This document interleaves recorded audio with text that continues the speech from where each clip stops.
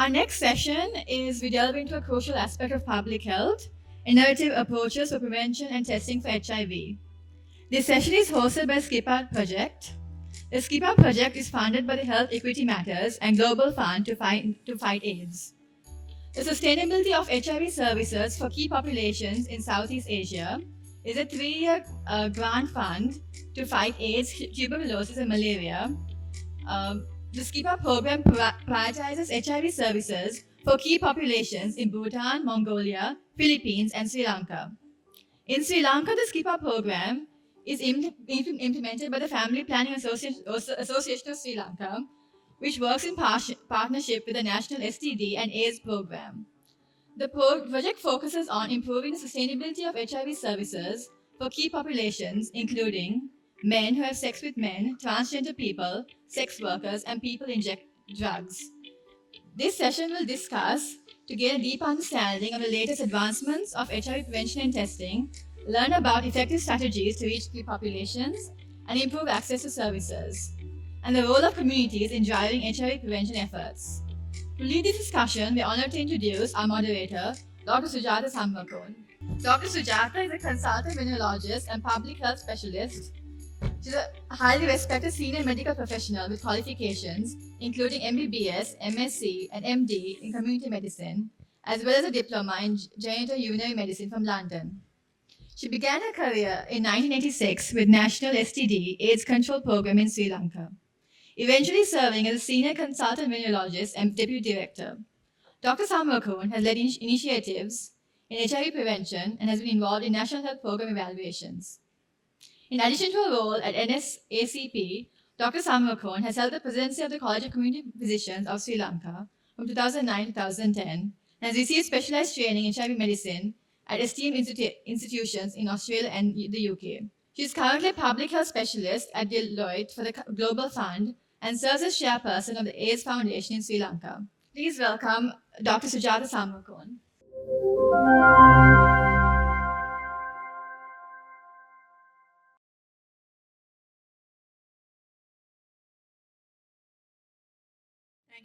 Thank you very much for the introduction. And we are having a important session after the earlier session with entertainment. I hope our next speakers are also ready to entertain all of you.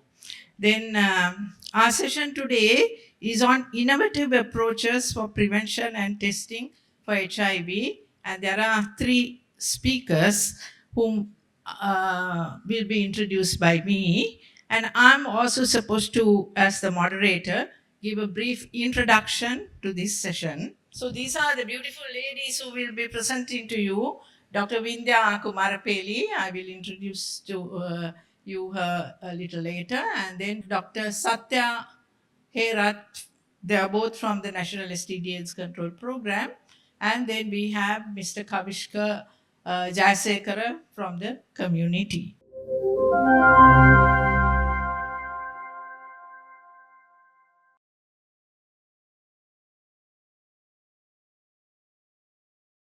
Just to give you a little introduction about the HIV testing, all what we need to do today is to bring more innovations and reach the people who really need this service. And as a result, Sri Lanka has introduced PrEP for HIV prevention, which is the use of an antiretroviral drug, which is recommended by the WHO, and there is good evidence to show that 86% of men who have had sex with men, they have been able to prevent HIV new infections. So with this new research finding, PrEP was launched right throughout the countries, and about 100 countries all over the world are using PrEP, including your own countries. The recent study was done in UK, the PROUD study, and then I'll introduce you to 2 more other studies. But what we in Sri Lanka want to impress upon you is that these are available right across the country in facilities as well as in the communities. The community-led organizations also have taken the leadership in promoting PrEP and HIV self-testing. HIV self-testing is an important tool which has helped PrEP, as all of you know. But what we generally want to emphasize to all our colleagues is, in whatever area you're working, even in among the key populations or the general population, to generate demand by the communities. And my two speakers and the third speaker will touch upon how they have emphasized right throughout the country to scale this up and benefit the key populations and whoever who need it. We need to also emphasize the fact that the self-testing, which can be a oral based or a blood based, but I think all over the world, the oral fluid test is the one that is much in demand and what people really prefer. But maybe we can get your ideas about your personal experiences. So there are different delivery models which Sri Lanka has also embarked on, and as recommended by the WHO, we from the facility and the community, the event driven and the daily dosing, both schemes are available for people in the facility and the community, both when they are run with the support of the national program. All PrEP and the HIV self-testing is provided free of charge. And also at the moment, the Global Fund is providing a fund to Sri Lanka, and its self-testing PrEP drugs are provided through the Global Fund. So we in Sri Lanka have the advantage of reaching to people and also giving them, and it is the people who have to demand for it. So that is what Sri Lanka needs, to promote a demand by the media, by the word of mouth. And as Professor Indralal said, we need to get the media motivated and to guide them for the benefit of the people, not to harass anybody. So, what I feel we all have to concentrate in the Southeast Asia region is the four building blocks that the WHO is now recommending, and our policies, which Dr. Vindya will be talking about. We need to focus mainly on the building blocks to promote PrEP and HIV testing in these four directions. Where are we going to provide this service? The service locations. Who is the service provider? Do you need a medical person? Do you need a community person? Do you need an NGO person who can be trained and build their capacities to deliver? The service provider has a big role to play, and we need to appreciate that. Then, when the service frequency, how do we do a kind of a pre assessment? Look at their risks, make sure that they will benefit by PrEP and use the testing in the proper way. And also, what is the service package? Just giving PrEP or the HIV self-test is not enough. Today, we all know, and this lady quite correctly said, everything we need to see that there is a human rights approach. Is there a demand by the person? Does the individual need it? And is the service provider looking into the needs of the people and giving their right to education, the right to health services? In Sri Lankan context, I'm saying the right to education, right to health, the government is providing free of charge, but what has to be delivered is quality care. I just want to focus on you the last, the four bullets that I have put here. The latest BMJ, the 26th October BMJ, if you look at it, they are talking about the new drug which is called the lenacapavir, which can be given every 6 months, and it's an injectable preparation.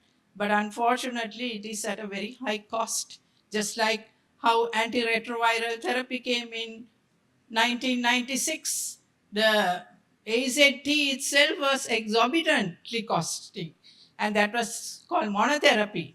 Sri Lanka was not able to give at such a cost, but today you know how it has come down. So similarly, these things will come down But I just want to mention something very important here. The interim analysis of the purpose to study is being done in Argentina, Brazil, Mexico, and Peru. And look at the HIV incidence. The new incidence rates are so high. And so we need to not get there, like what happened to South Korea, where the population is concerned. But this is just the time for Sri Lanka and our colleagues in the Southeast Asia to work together and share your experiences and move forward. So let me now introduce my two speakers to you. So that is Dr. Vindhya Kumarapeli. She is at the moment is the director of the National STD AIDS Control Program, and she's a distinguished specialist in community medicine and a senior medical administrator with over about 20 years of experience in public health. And at the moment, as I told you, she's the director STD and also leads the policy analysis and development at the Ministry of Health. So all the policy decisions we hope Vindhya will take into her head and move forward. And she was the director of the non-communicable diseases, primary health care and training from 2010 to 2022. She has forgotten to mention that she was in my committee as the a strong committee member of the College of Community Physicians in 2010, I think. Her extensive expertise is complemented by postdoctoral training at the Harvard School of Public Health in the United States, where she deepened her knowledge in public health strategies. Dr. Marapedi's dedication to advancing public health in Sri Lanka is evident through her impactful leadership and strategic vision. Her commitment continues to shape the future of health policy and community health initiatives in the country. So, Dr. Vindhya today will talk to you about the epidemiology of HIV in Sri Lanka and give you some current trends and the insights to the current situation. Go on to talk about policy support and the national strategic plan, which Sri Lanka launched, I think, this year in 2022, and it goes up to 2027. And her future directions as the policy director and the director STD together in her dual role, expanding PrEP and HIV self-testing in Sri Lanka. So over to you, Dr. Bindya.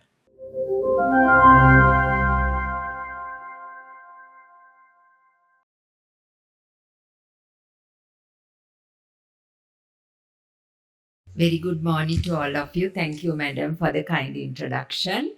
Let me briefly present the policy and strategic perspective for expanding PrEP and self-testing for HIV in Sri Lanka.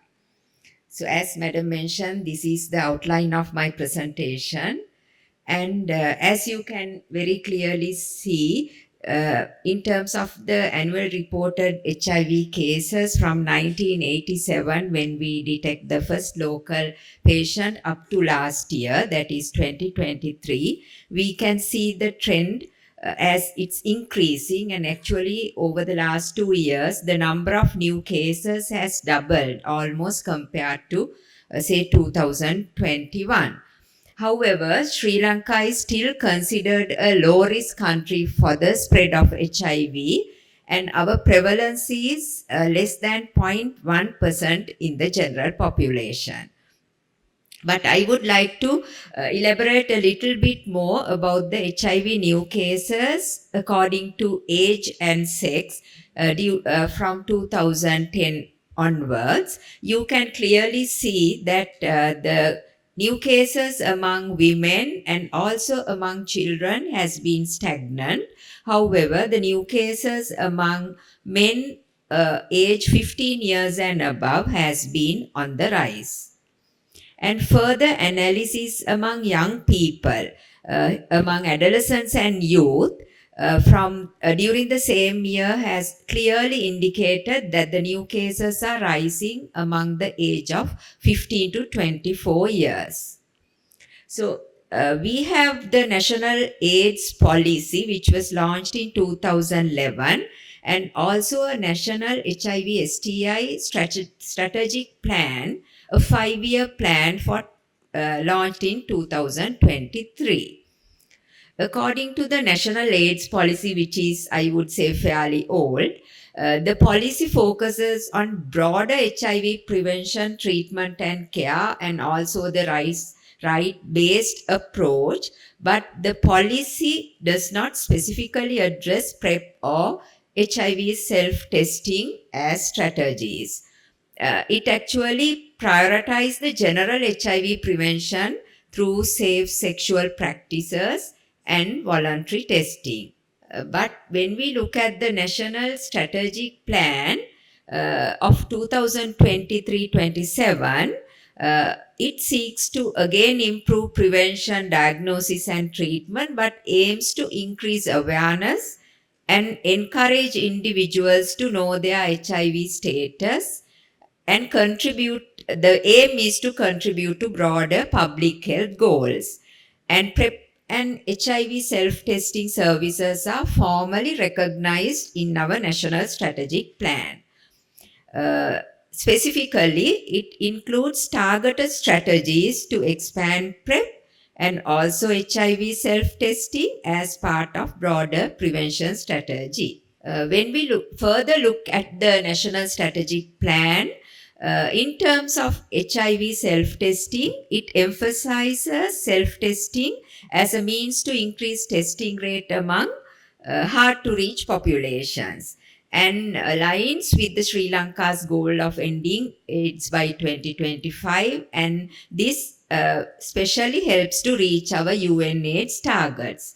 And it further mentions that self-testing kits, particularly oral fluid tests, are promoted as an efficient way for the key populations to learn about their HIV status privately and at their convenience.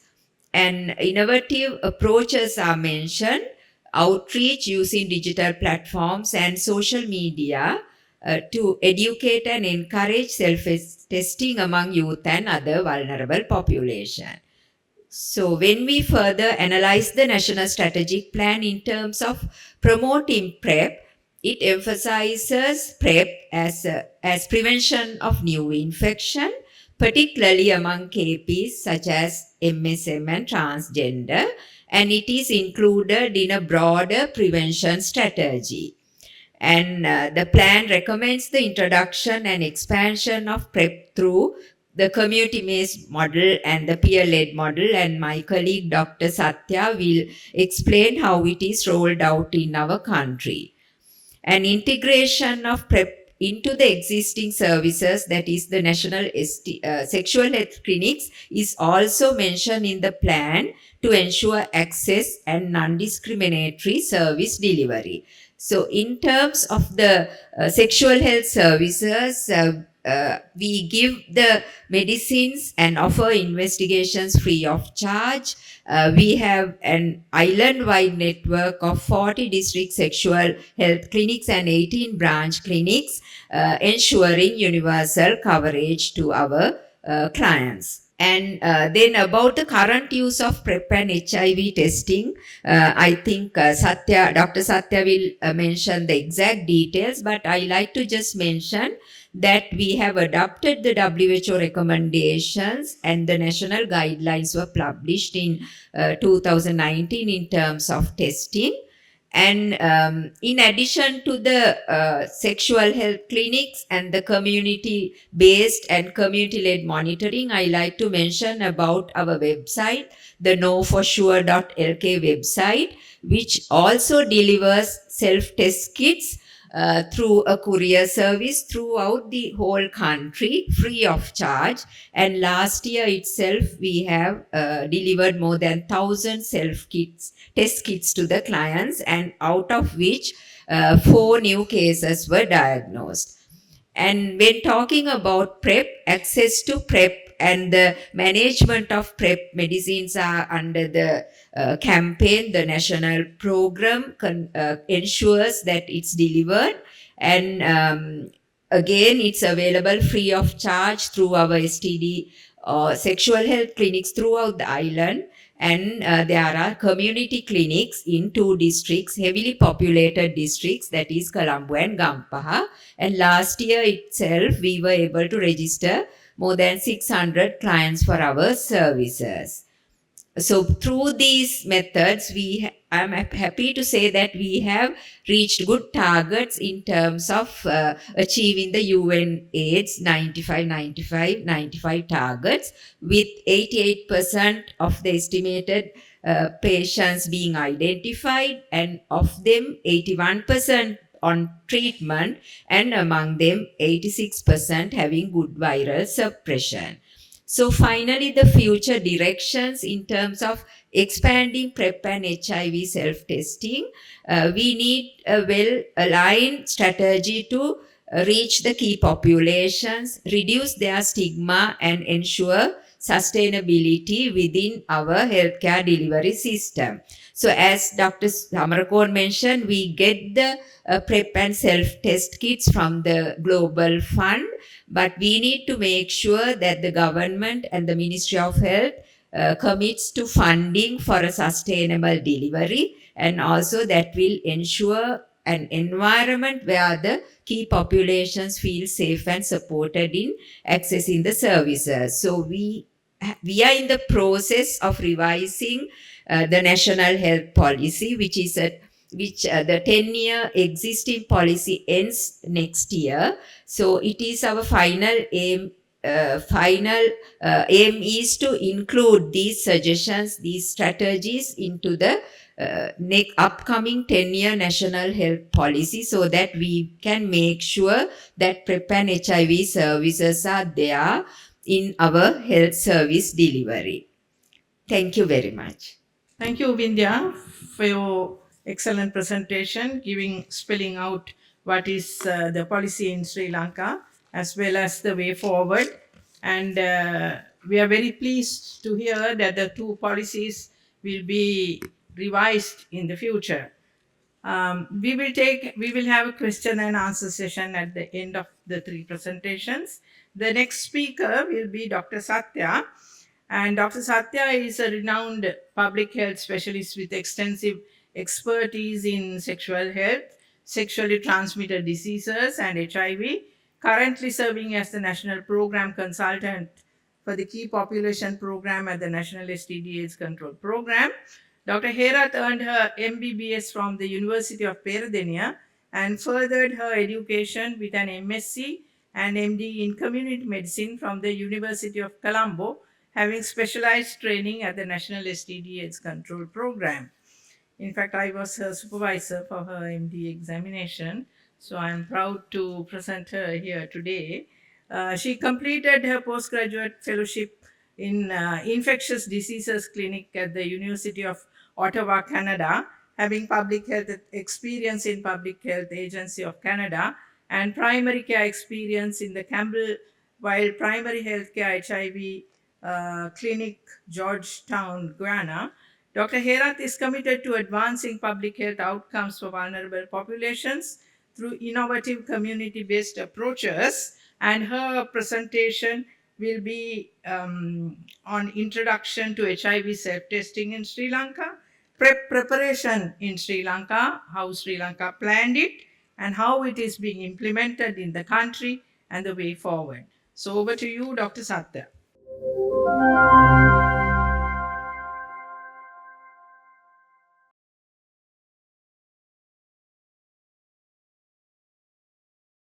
Thank you, Madam, for the kind introduction. I will take you through the presentation. Outline of my presentation is the innovative approaches that we undertook during the introduction of PrEP and HIV self-testing, how we brought to Sri Lanka, as well as how we implemented the differentiated service modalities in Sri Lanka. So I will take you through the introduction of HIV self-testing, oral and blood-based, and PrEP in Sri Lanka, implementing the community PrEP services. HIV self-testing, you know that self-testing is people do on their own. However, once they do it on their own, they have to be it is a A note test. It has to be, if it is positive, it has to be linked to the services, and if it is negative, it has to be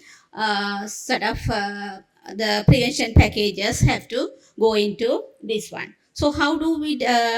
This was a very good opportunity that we managed during our COVID-19 pandemic. Both innovations just arrived during the COVID-19. So it was easy for us to just manage during the COVID-19 lockdowns as well as travel restriction and all.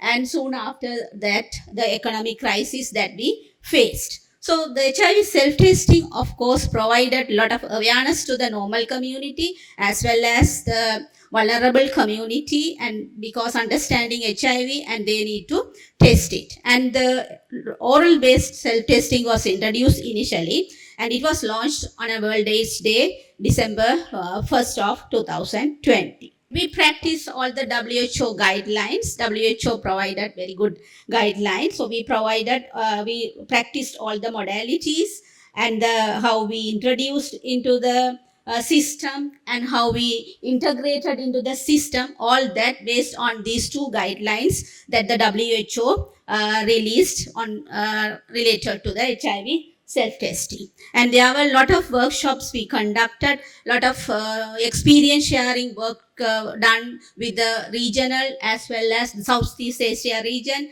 and with the WHO experts and the international experts also. It was a good opportunity for HIV self-testing in Sri Lanka. So we have this is a Sri Lankan map. We have all 40 clinics. Though we have all the district covered with the district clinic, we still have challenges in the people accessing to the services because of the different reasons. And we have our epidemic is, as is commonly mentioned by all of other speakers, it is a MSM driven epidemic. In 2023, the bisexual and MSM attribute to nearly 55%. And the recent trend is young people getting HIV is little bit increasing. And almost 1/4 of the people are late diagnosed, so they are less than 200 things. So partially recovered from the COVID challenges. These all are the reasons that we have to be using the HIV self-test. And in addition to that, due to the COVID epidemic, we introduced a lot of virtual interventions. So virtual platforms, because this helped to the self-testing reaching the people. But how did we do? Usually, we have a policy, National AIDS Policy. It covers any international standard testing can be introduced, though it is not specifically told HIV testing, self-testing, but it covered all this. And we have a guideline, and we develop which guideline says all the modalities of HIV testing which is to be introduced in the system, and we develop a standard operating procedure for this specifically to the HIV self-testing. So in addition to that, demand generation activities, we had communities and community-based organization. We offer tests through them, and there have been a lot of community demand generation happen. And we used online platform like WhatsApp and the Facebook, and we have a hotline, and we have a platform called No For Sure, operated by the National STDs Control Program. So we all did through this, and there were social media like TV and radio programs were conducted. In addition to that, there is a social media platform. We use that platform, hired company for some time to promote HIV testing and PrEP. So because of this reason, we were able to promote a lot of this self-testing. In addition to that, we operate 3 modalities: non-governmental organization, online approaches, and public STD clinics, and we practice the courier. So our package was like white courier bag, having a test kit without indicating anything, and assessment, the 3 leaflets indicating the methodology, and we get the feedback through a form and envelope and covered with an address that they reported the back result. And I will go through the lessons learned. So in the initial project where we just introduced in 2020, with a what you call the baseline work in 2019, we delivered about nearly 8,000 kits. And during the 1 year, we were able to receive about 3,500 individual reported. Out of them, 17 became reactive, and of them, 14 immediately linked and confirmed to the cases, giving about 0.04 reactive positivity rate. Then it shows our implementation. Of course, these tests are pre-tested and done, and a lot of sensitivity and specificity are assessed. So usability, accessibility, and feasibility are measured. So these showed that feasible, accessible, and acceptable by the communities. So each year from that 2020, we were able to procure about 10,000 kits to the country. So we have unlocked the potential. We have published this paper in one of the conferences launching oral-based HIV self-testing in Sri Lanka through COVID-19 pandemic. Right, then I will talk about the blood-based. Similarly, we introduced blood-based self-test also after having a small study of 2020 clients tested with HIV self-test. Then what did that again showed us the accessibility is good and feasibility is also good. And we have discussed all these self-tests and all. We have published a paper with some of the Southeast Asia consultants that the HIV self-test is contributing the first 90 to achieve the first 90 of this. That conclude my HIV self-testing presentation, and I will just tell what are the challenges that we faced. Now the donor fund is really supported, and government involvement with the technical support, evaluation, implementation, and incorporating into the key population testing strategy and collaborating registration process. So what we have to do is, this is a costly item, so government may not be able to fund forever. So once the donor fund cease, before the donor fund cease, we have to see an opportunity to take this to the wherever the people could get it very easily with their own money. And second point is, couriering is very difficult. So courier charges and human resources and different unit for the couriering is also difficult. So therefore the registration has to happen, and the unmet need has to be eased through making the test everywhere. Now I'm going to talk about the differentiated PrEP services. You know, the PrEP services in the sense, differentiated in the sense you are taking the normal standard care to everywhere, including the community-based organization. So that is, PrEP is not lifelong and can be started and can be stopped and restarted. So that approach. So therefore, this is this one. The PrEP delivery is going to communities, as well as we have only oral medications. So in future we are planning to get others, but we have to think availability, approachability, and affordability to all this population, and making the clinic efficient to the people. When we introduced PrEP as a pilot in 2020, that is called name PrEP for Sri Lanka. So we again check whether feasible and acceptable by the people. And our model was integrating to the available STI HIV services. That means STD clinics as well as the key population intervention program. So our pilot was MSM and transgender. So we started in 2020 December and followed up until 2022 December. Most of the people were majority was brought by the NGOs, CBOs. That is where we found that community clinics also important, because while we were doing the pilot, we had a lot of consultations as well as focus group discussion and all. So this made us making a decision to go for Sunday clinics. So Sunday clinics was initiated in 2021, and eventually brought to the community clinic. So community clinic is in 2022. So again, here we practice the same WHO principles. Starting from they have time to time they release the what you call the guidelines. So we updated, and it was a progressive thing that we did in the prep clinic also. Now we are in 2022 guideline. You are using the 22 guideline where we have done the lot of easy things have happened. Right. So what we do there, differentiated, a client-centered approach, usually putting the sexy into safer sex because they need PrEP.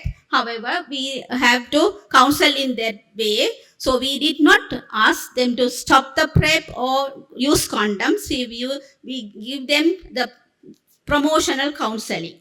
And PrEP within the community, example NGO, CBO. So currently we have 3 clinics operating in the Colombo and Gampaha district. In addition to that, we have evolved in Kurunegala, Kandy, and Anuradhapura also. Those are flexible on Sundays and evenings. Community clinics are silent because we have observed people didn't like putting videos and all, noise and all. Some people come with a mask, so we have made it very silent. Only they they register and they go and talk to the doctor and others and get their PrEP. And we have done 2 community-led monitoring. The clinics has participated 2 community-led monitoring. So those community-led monitoring findings also we have taken into consideration, and we have made further standardize this, and further progressively we have improved this clinics. And most of the time it is sex positive approaches, and point of care tests are done, and their minimum waiting time. And we always focus of availability, accessibility, and acceptable with an efficient care services. We practice always the HIV testing, STI testing, lubricant on condoms, STI vaccination, that hepatitis B vaccination, and referral to other services. Currently, we have the medication TDF, FTC. In future, we will go for the others. And we most of the time we started with MSM clinics, so we are giving the first single event PrEP, as well as when the single event goes multiple, we start with 2 pill and 1. Then we advise them to continue the pill and to cover 48 hours of pill after the last sexual exposure. And the multi-month medication is dispensed after initial 1 month visit. And for the other people who are not born male at birth and not using the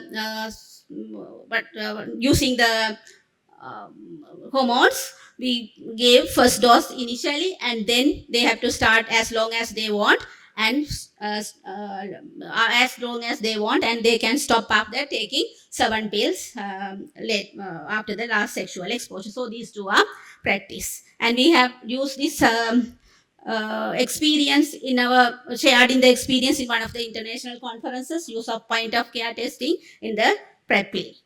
And lastly, this is my last slide.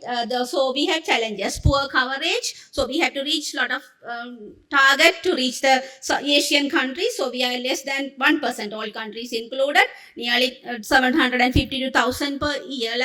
However, we were able to get into the last the world map in a spot, and we have policies and guidelines, and also we are able to put them as green in the top global map. So we have the challenge is client versus patient thinking. So whenever the clients, the people are asked PrEP, they think they are being they think they're being considered as patient. They are not patient, so client. So we have to make them more feasible to this one. And only few community clinics are there. Service providers' attitude sometimes they are not challenging, but sometimes they think they are being stigmatized. And the community PrEP only I have mentioned here. The total PrEP is more than this. So we were able to scale up community PrEP in this NGO-led community clinics. Heart to Heart Colombo, SART Gampaha, and CSDF Colombo for female sex workers and men who have men sex with men.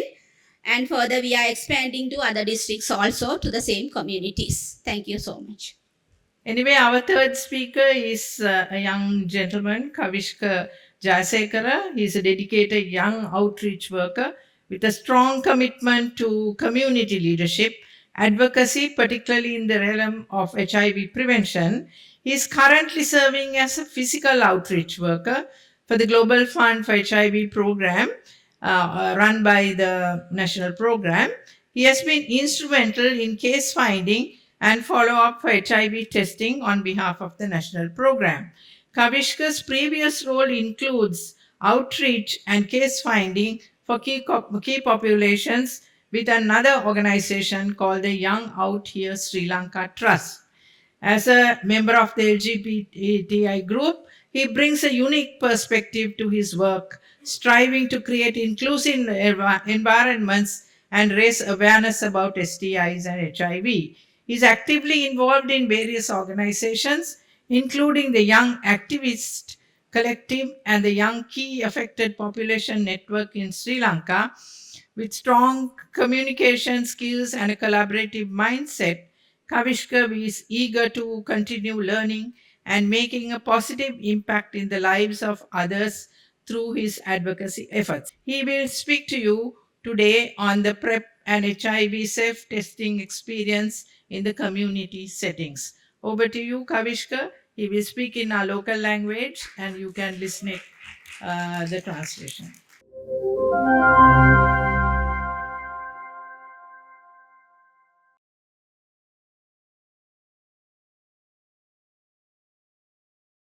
සුබදෑසනක් සිරු දෙනාටම Good morning, everybody.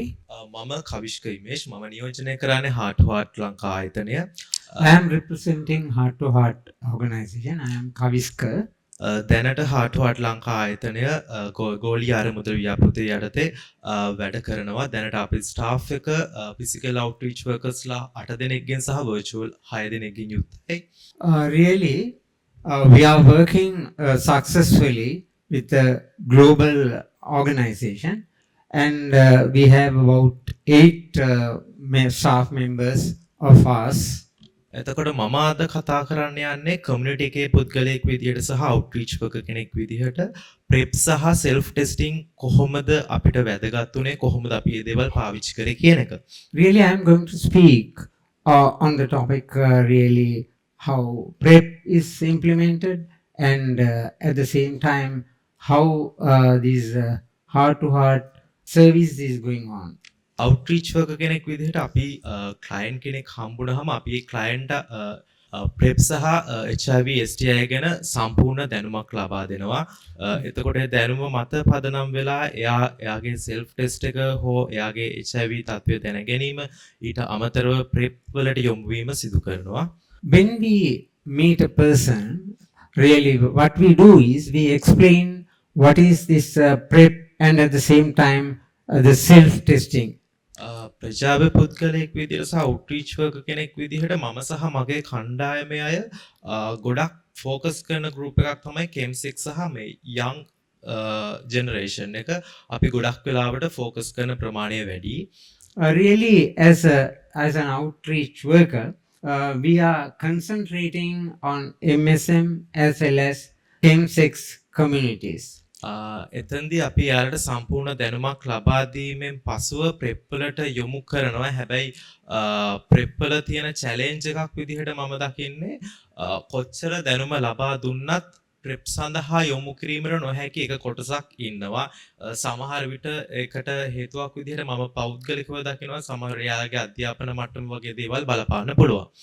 Really, we always make some sort of awareness among the persons that we have to serve. At the same time, whatever we make these awareness, but some of them really they don't make some positive signs about the PrEPs, at the same time about the self-testing mechanism. ඊට අමතරව prep වල මම දකින challenge එකක් තමයි community එකේ පුද්ගලයෙක් විදිහට accessibility එක කියන එක ලබා ගැනීම කියන එකේ යම් අපහසුතාවයක් ප්‍රජාව පුද්ගලයෙක් විදිහට මම දකිනවා. මොකද කොළඹට සාපේක්ෂව නුවර ඒ වගේ ප්‍රදේශවලට යනකොට යම් අපහසුතාවයක් ප්‍රෙප් වල ලබා ගැනීමේ අපහසුතාවයක් මම දකිනවා. What I have observed about this PrEP is there are some challenges, not in Colombo, even in Kandy and various other places. These challenges, we have to face these challenges. ඊට අමතරව කියනවා නම් prep වල තිබුණු impact එක මම pilot project එකෙන් prep ලබාගත්තු පුද්ගලෙක්. එතකොට මම එක්ස්පීරියන්ස් කරලා තියෙන දෙයක් තමයි ඒ කාලෙට තිබ්බට වඩා හොඳ ඉම්පැක්ට් එකක් පොසිටිව් ෆීඩ්බැක් එකක් සේවාලාභීන්ගෙන් ලැබෙනවා සහ ප්‍රජාවයගෙන් ලැබෙනවා. Really, those days, because I have gone through a pilot project and I understood what is PrEP, but those days it was very difficult to convince them. But nowadays I understood that some or other there is a positive, there are positive signs among the community towards this PrEP and self-testing. Self test එක ගැන කියනවා නම් self test එක ඉස්සෙල්ලාම අපිට ලැබුණේ 2021. එතකොට COVID-19 එකත් එක්ක සෙල්ෆ් ටෙස්ට් එක අපිට ගොඩක් ප්‍රයෝජනවත් වුණා. මොකද සෝෂල් ඩිස්ටන්ස් එක තියාගෙන සේවාලාභීන්ව රීච් කරන්න අපිට ඒකෙන් පුළුවන්කම ලැබුණා සහ ඒකේ ගොඩක් ප්‍රතිඵල අපි ඒ කාලේ අත්විඳා. Really, in 2021, we were able to make this effort because due to the COVID-19, we have to maintain self distance. Therefore, it was easy to reach people or the victims who were suffering. ඒ වගේම මම මතක් කරන්න ඕන COVID-19 කාලේ self test එක courier කරන්න අපිට courier system එකක් හදලා දුන්නා. ඒක ගොඩක් ප්‍රයෝජනවත් වුණා. මොකද සෝෂල් ඩිස්ටන්ස් තියාගෙන අපි සෙල්ෆ් ටෙස්ට් එක කුරියර් කරලා අපි ආව WhatsApp හරහා හෝ සම්බන්ධ කරගෙන ඒ ටෙස්ට් එක හරි විදිහට ටෙක්නිකලි අපිට කරන්න ඒ කාලේ ප්‍රයෝජනවත් වුණා. This COVID-19 period was very helpful for us because we were able to maintain the self distances and we got the necessary equipments by use of courier, and at the same time we were able to use the technology of WhatsApp and reach the needy people. ඒ වගේම මම කියන්න ඕන self test එකේ තියෙන තව එක වාසියක් තමයි ප්‍රයිවසි එක තියාගෙන අපිට අපේ HIV තත්ත්වය මගේ කමියුනිටි මගේ ප්‍රජාවයට HIV තත්ත්වය වගේම අනිත් කමියුනිටිස් වලටත් එයාලගේ HIV තත්ත්වය බලා ගැනීම හැකියාවත් සෙල්ෆ් ටෙස්ට් එක හරහා තියෙනවා. Self test is very useful because we can safeguard the privacy. At the same time, we can reach the needy people as well as even the others also can be tested through this system. ඒ වගේම self test එකේ මම දකින challenge එකක් තමයි ඒකෙත් ලබා ගැනීමේ යම් අපහසුතා තියෙනවා. ඒක ඕවරෝල් මුළු ලංකාවම සාපේක්ෂව ගත්තාම කොළඹට සාපේක්ෂව සමහර තැන්වල ලබා ගැනීමේ අපහසුතාවයන් තියෙනවා. But at the same time, there are some challenges because in order to get these equipment, in Colombo, of course, there are so many positive as well as easy methodologies there, but in rural areas or the non-developed areas, there are some challenges. ඒ වගේම prep ගැන මතක් කරනවා නම් නැවත කියන්න ඕන ලංකාවේ community clinic එක ප්‍රෙප් ක්ලිනික් එක අපි heart to heart පටන් ගත්ත FV ශ්‍රී ලංකා ආයතනය සහ NSCP ගේ අනුග්‍රහයෙන්. එතකොට මම ෆිසිකල් අවුට්‍රීච් වර්කර් කෙනෙක් විදිහට අත්විඳින දෙයක් තමයි මෙතනට මගේ සේවාලාභීන් ගේන එක හරිම ලේසි හරිම පහසුයි. ඒක ලොකු ප්‍රයෝජනවත් දෙයක් වුණා අපිට වැඩ කරගෙන යන්න.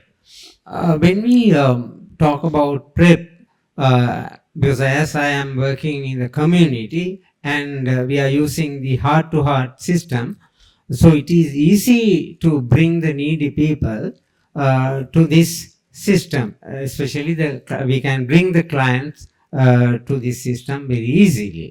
අවසාන වශයෙන් කියන්න ඕන PrEP සහ HIV self testing කියන එක outreach worker කෙනෙක් විදිහට වගේම මේ services ලබා ගන්න community එකේ පුද්ගලයෙක් විදිහට අපිට ගොඩක් useful වුණා. Really, at last I want to emphasize the PrEP system is very useful and self-testing is also useful as an outreach worker as well as a person who is in the community. We were benefited a lot. Thank you. Thank you. Thank you, Kavisha and the interpreter.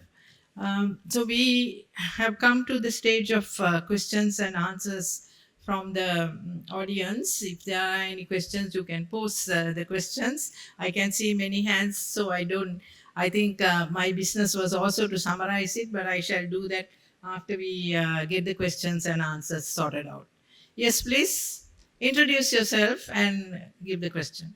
Thank you so much. This is Inaya Rahimi from Pakistan, a trans activist, and I have a good experience working in HIV sector, also funded by Global Fund in Pakistan.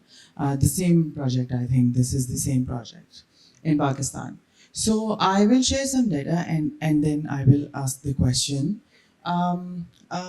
So in Pakistan, when the data before including CBOs and before including transgender or MSM, actually people from the community during research, our data was same as Sri Lanka right now. I'm so sorry. I don't want to offend anyone. It was ambiguous. The data was not true because the numbers were so low, and we from the community on the ground level knew that a lot of people are getting infected and not using PEP or PrEP, and STI was the highest. Right now, it's the same situation. But when the CBOs got involved and when the people from the community got involved in the researches and in the studies, the actual data started coming up. And now the prevalence in transgender HIV prevalence is 7.1% in Pakistan. MSM is 11% as per some studies, because drug users and MSM data is combined sometimes as per the CBOs. The trans community has been ignored throughout the conference. I'm so sorry about that. Sri Lanka's data, MSM is 1.3% and transgender is 0.4%. That means that HIV is existing among the transgender community, but no study has mentioned trans representation or has mentioned how you guys are giving PrEP or PEP to trans community. Other than that, there's a research by NSACP called Mapping Population for HIV in Sri Lanka. And even in that research, the data is all is about female sex workers and MSM, no TG representation. The reason, I think, again, the reason is that LGBTQ community is not participating maybe, or the researchers are from the general public and kind of reluctant towards the community. That's what I have felt. I'm not sure about everyone else here from the community. And there is one more thing about PEP and PrEP coming to the question. This is also a question. What is the loss to follow-up rate and how do you deal with the challenges? Because I've worked in the HIV sector for 3 years. It's not that easy to ask to get people on PrEP because they say we are not infected. Why should we take the medicine? And it has some side effects. As Dr. Cynthia, I think, sorry, you said that male people who are born with male gender and are hormones, that's actually trans people, trans women, are use PEP. You mentioned 212 PrEP usage, which is not true actually. And again, what are we doing about the other communities? Bisexuals, trans men, and gender non-binary. Yeah, what are we doing about those? Thank you so much. Dr. Vindya, I think you can answer the question about the LGBTIA community. The national program is very wide. It includes all communities. But Vindya, as the director, will elaborate how the multi-sectoral approach is. Okay, in Sri Lanka, PrEP is given through the STD district clinics as well as in the community. In the community, in the sense, we have a lot of communities, the size by population-wise, its size is more in the Colombo, and there is a suburb district called Gampaha. So we have evolved 2 community clinics there. So the specifically they are for MSM men having sex with men. The model is we have sort of developed a risk profile dashboard. This is integrated with the key population intervention. So the risk profile dashboard, there the risk profile is assessed by the outreach workers and peer educators. They are in the field. So they are being referred to the clinic. These clinics are mainly operating on Sundays, and they are it's a feasible day for the communities. So Sundays and sometimes office hours or evenings, right? And in Colombo and Gampaha, we operate for 2 communities, MSM and female sex workers. We started shortly from 2024. So those, and we don't exclude any sort of men having sex with men, gay, bisexual, or other men having sexual men, they can come, right? We don't categorize, and if they are bisexual, they come and collect PrEP. So I hope I have answered. We give these test all the HIVs, STI and all that, and the package of services we provide, HIV, STI and all. So then we give the first month visit in one month, and after that every 3 months and whenever they need. Basically, we explain everything. Usually, we usually don't turn back the client, so we explain everything. Whenever he comes, we offer the PrEP. And then the event-driven, so-called event-driven, as well as the daily dosing is offered. So event-driven, even we don't packet it for 211, we give a bottle so that they can continue for 1 event or 2 event or 3 event, they can continue. So there is no restriction in the dosing, and if they come after 1 month, we give multi-month package. So there is, I don't think I have answered your question. You have multiple series of questions. I have answered. We don't exclude anyone, MS, bisexual or client of sex workers or anyone. Yeah, thank you, Satya. I think basically, but the explanation is that nobody is excluded. Anybody who approach the clinic facility or the community, whatever sexual orientation or gender, they are provided based on a risk assessment, which is a guideline prepared by the WHO recommendations. And the follow-up is also done similarly. But I think they have a plan where the communities also will take part in the follow-up in future. With the next Global Fund grant, there is a wider community involvement, and they will get also involved as a community follow-up, but keeping confidentiality to the strict letter. So, Yeah. any other question? Yes, madam? I'm Sanduli, Yeah. a sociology undergraduate from the University of Peradeniya. And in my experience, the university students, the undergraduates, are aware of safe sexual activities and contraception methods, but they do not use it. And their awareness about sexually transmitted diseases, including HIV and AIDS, is very low. So is there any national program or policy to address this lack of awareness and to prevent the spread of AIDS and HIV among undergraduates? Thank you. Yes. Thank you for that question. Actually, we have identified vulnerable populations, and I think in my presentation also I mentioned about the age group 20 to 24, and we have a special unit with a public health specialist, a multi-sectoral unit. So we have a national plan. I think in the recent past, due to the COVID and the economic downturn, there were issues, but we are approaching the universities through the Ministry of Higher Education, through the Vice Chancellors and Deans. Next year, it will roll out. Thank you.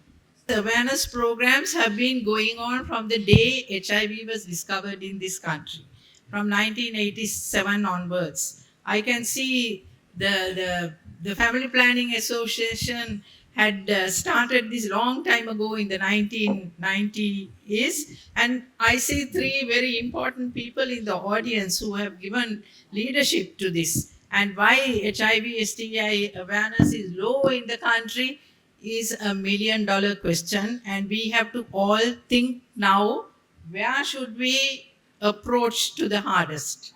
Thank you, Sanduni, for your question. Yes, madam, for you. Hello, my name is Sonal Gyani. I'm from IPPF. I'm also on the board of the joint program, UNAIDS program, as a NGO delegate for Asia Pacific. So first of all, I wanted to congratulate you, to actually enroll a national program leading the effort on self-testing, especially community-based organizations. But I am receiving some kind of mixed messaging, so trying to understand from you that at one level, the sustainability is an issue of this pilot test. We are dependent on the global fund. Yesterday, when we are hearing the government, they are talking about CSC based on abstinence. So I see a kind of a clash happening within that. So are there any efforts that you hear of where the Sri Lankan government is considering domestic financing into self-testing? Like how open is the government to that? Yes. So, in the next, actually now this grant cycle, the Global Fund heavily supported us for all these endeavors. But in the next grant cycle, actually even the existing one was a transition cycle, but due to the economic downturn, we could not implement it. Definitely the next grant cycle, we have a very clear transition plan with 90%, 50% and 10% contribution from the, two parties. So that means the government will commit to support the PrEP and the self-testing because it's a general plan of transition. Thank you very much, Vindhya, for clearing that. The Global Fund was really to wean off, but due to this COVID and the economic crisis, Sri Lankan government had to face so many difficulties. It'll pick up. So give us a little time. The government will definitely take over. Thank you for your answer. Yes, sir, Dr. Sriakanti. Yes, sir. Yeah, you have a triple 95 target up to 2025, and you have estimated 4,700 PLHV, as well as you have achieved to identify 85% only. You might be having some kind of challenges to fulfill the deficit of 12%, and then you the 81% only you have on treatment. So some difference is there. Can you tell us about the challenges why you are not able to up to 95? Thanks. Very good question and a very difficult question to answer. Anyway, they will answer it. The first question is 95 testing. So we have 88%. The remaining unreachable population. And though we have introduced innovations like HIV self-test, it is not still reaching the grassroots, and they may be reluctant to take the test, and there may be difficulty in traveling and accessible to the test, and all are there. So we have introduced in certain districts these peers and peer educate the communities to distribute tests, even maybe that is not adequate to reach all the population. First, that is the challenge. So the last mile is the difficult mile. So we are achieving, we have done a lot of things. There are time to time we have faced challenges. That is the one. Then second question, your question is the 81%. Even that we have introduced a lot of approaches to linking all of them to the services. We work hard to, the communities work hard to the linking to the services, and we have introduced even the field level, even the index case. So if a person is identified, their phone numbers are taken, or details are taken, and the virtual outreach workers or the communities, they call or they get the people to the services. However, we have lacking approaching the people because they are in different. Now, not like earlier, the network is vast and it is in the pockets. And sometimes they don't go to the services immediately. First of all, actually, congratulations for this excellent PrEP program. Okay, let me introduce myself. I'm Sylvester and I'm from IPPF, South Asia Regional Office, based out of New Delhi. Experience actually shows that, a lot of young people, they actually do not like to come to the government clinics, and also a lot of time also to community clinics. So the question basically was that, are there any plans of PrEP getting into private sector market, basically, as we have in India? For example, if we can make it available with the private sector, it would be more open for people, because especially because also there is still 377 is still there. People would not come out very openly, even to the community based clinics, also to the government sectors. But if we have a a fruit basket kind of an approach that would kind of help. So, are there any plans? I was just Yes. curious. Yeah, thank Thank you. Good, very Yes, good Doctor. question. Yes, madam. So there have been requests to have it in the open market, and actually we have discussed even with the ministry officials, the Director General of Health Services. So at the moment, the decision is that we are actually willing to have it available through the Family Planning Association, because we really want to have track the consumption. But we plan to have our National AIDS Committee in December, late December, and where we are going to further discuss about availability through open market in addition to the Family Planning Association. But decision is, I mean, we have agreed to at the moment market it through the FPA. I'm Dr. Benragama. I was the former public health specialist in the national program. Actually, I have two questions. One from Dr. Vinya. I understand that I have been entrusted by the Family Planning Association to register two products, this PrEP and the self-testing, oral test. So I understand that there are 4 companies in the country who have been registered already in the National Medicinal Authority. So we have potential to have the PrEP through the government funds. Is there any plan to do that? That's one question from you, Dr. Vinya. Then Dr. Satya, now you said in your presentation, you said oral self-testing and the blood-based. So we are in the process of registering this oral one. Do you have any evidence or any data communities prefer blood-based testing? That's a question, because we are in the process of doing it. So about this self-testing, actually again, I couldn't add that reply previously, madam, because it's there is agreement that it should be available in the market going beyond the FPA also, but we want to make sure that the ones tested positive are linked to care. That's the only concern of the Ministry of Health, because we want to make sure that they are linked to our health services. That is about the self-testing, about the 4 companies that are willing to purchase. I think we have to go through the usual, the regulations, the NMRA and all. Once the government agrees to funding, they can always bid and get into the supply chain. So the take-home message is Sri Lanka is considering having PrEP outside the government sector, but the formalities have to be followed like for other health products. Is that right, Vindya? Right. Thank you. Thank you so much. My question is for Dr. Vindya and Dr. Satya. My name is Roshan Rizilla. I'm the Executive Director of an organization called DASK. We have been working for HIV advocacy for last many years.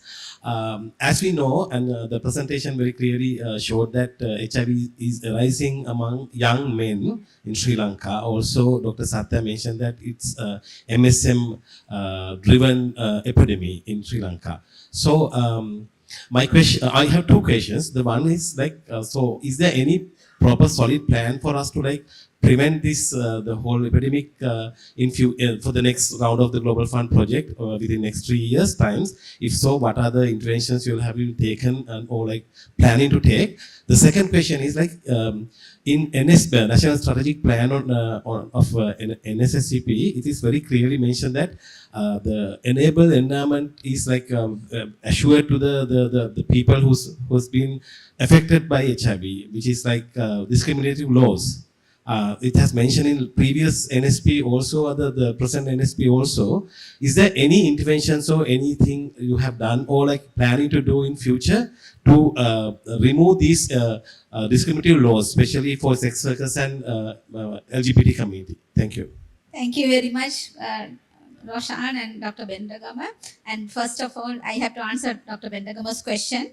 She asked about if there are any evidence. Right, we have a lot of evidence for the both HIV oral based and blood based. And so we have a lot of evidence for the blood oral based because we have started in 2020. They are feasible and usability is good and lot of things. And blood based we shortly started. So there is, I can't say the preference because that is only oral fluid and this is a prick. So there is a preference difference also, but communities, they have different perspective and they like both. And cost wise, first is the oral is higher and the blood based. However, there is a WHO request and WHO recommendation to register both oral based and differentiated care services. So we initiated that, but we couldn't do it. If you need evidences, we have plenty. That's, I think I answered your question. Right. Thank you. Again, Mr. Roshans. Roshan, like now legal point of view, repealing laws, repealing laws, we have sort of initiated talking and all, but nothing, it's moving forward.